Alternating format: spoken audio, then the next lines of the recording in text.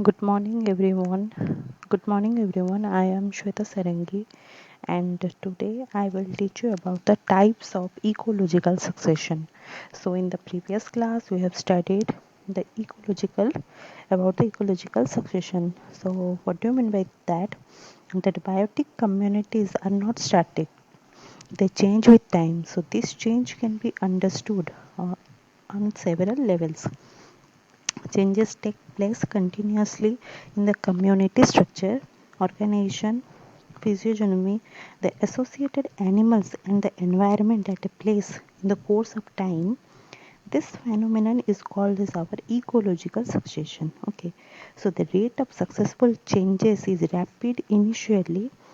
Generally, it slows until a point of dynamic equilibrium is reached and the community is more or less stable. A complete succession is called a series, and a series is made up of a number of serial stages. So, succession is the birth of an ecosystem and subsequent aging process of its abiotic and biotic features.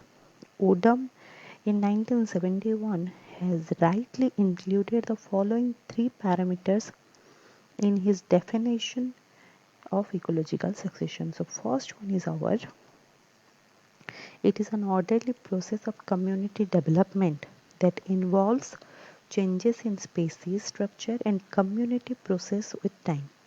It is reasonably directional and therefore predictable. Next is it results from modification of the physical environment by the community, that is succession is community controlled even through the physical environment determines the pattern, the rate of change, and often sets limits as to how far development can go. Okay. And the third is it culminates in a stabilized ecosystem in which maximum biomass or high information content and symbiotic function between organisms are maintained per unit of available energy flow. So, in any of the basic environments such as terrestrial, freshwater, or marine, the succession may be of following two types. First one is our primary succession, and second is our secondary succession. So, what do you mean by primary succession? So, it is the process of species colonization and replacement in which the environment is initially virtually free of life. That is, the process starts with a base rock or sand dam or river delta or glacial debris and it ends when climax is reached.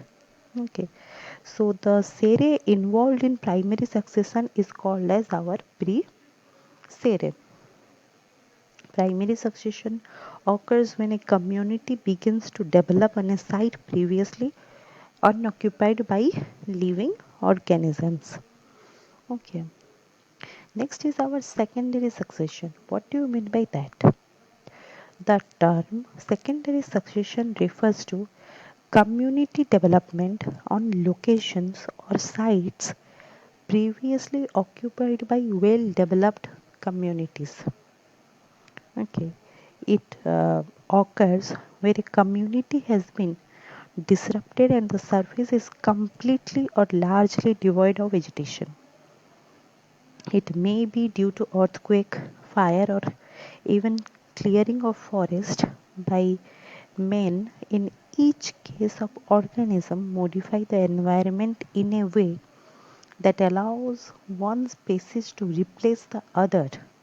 The series involved here is termed as our subseries. Okay, that's called our subseries. First one is our pre-series and next one is our subseries. Okay, uh, understood? The secondary and now we have completed our primary succession and secondary succession. Okay, Next, we are going to that depending upon the moisture content, the primary and secondary succession may be of the following types.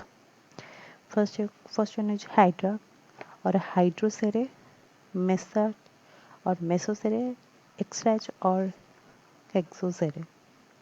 Okay. So what do you mean by hydrocere or hydrac? The succession which starts in the aquatic environment like ponds, lakes, streams, swamps, etc. That's called as our hydrocere. Mesocere or mesart, it is an intermediate type with adequate moisture. The succession when begin in such an area is called as mesocere. Next is our extrach or exrocere. That means the succession which starts in dry habitat having minimum amounts of moisture like rocks, dry desert, etc. are called exarch.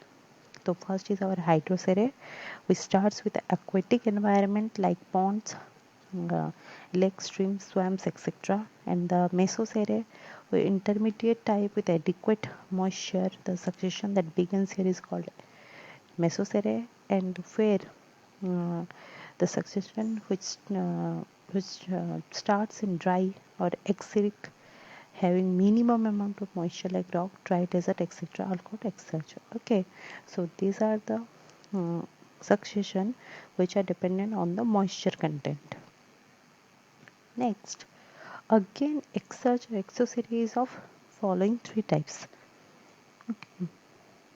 So a temporary community in an ecological succession on dry and sterile habitat is called extrocere. So it may be of three types. First one is lithocere, that is a succession initiating on rocks. Plasmacere, that means that is the succession initiating on sand. And the third one is halocere, that is a succession initiating on saline water or soil. Okay, understood? Next is succession classified basis on community metabolism.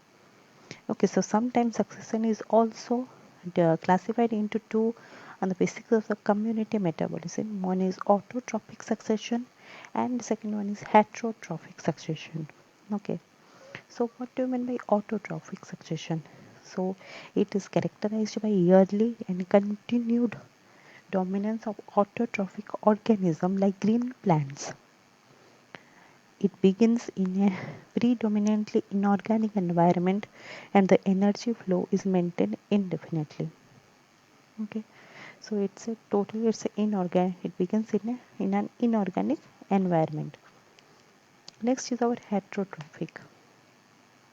What do you mean by that? It is characterized by yearly dominance of heterotrophs such as bacteria, fungi, and animals.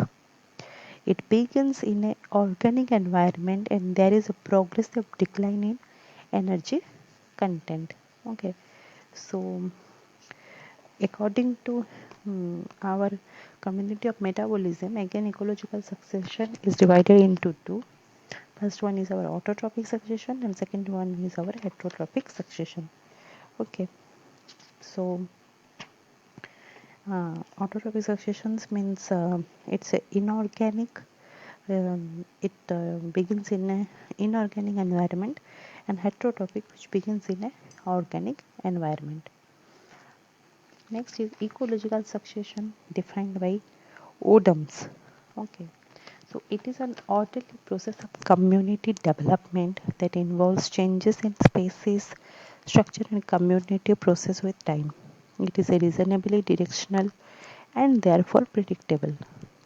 It results from modifications of the physical environment by the community, that is a succession is community controlled even though the physical environment determines the development rate of change. It reaches its highest point in which maximum biomass and symbolic function between organisms are maintained per unit of available energy flow. So in the next class we are going to study about the general process of ecological succession.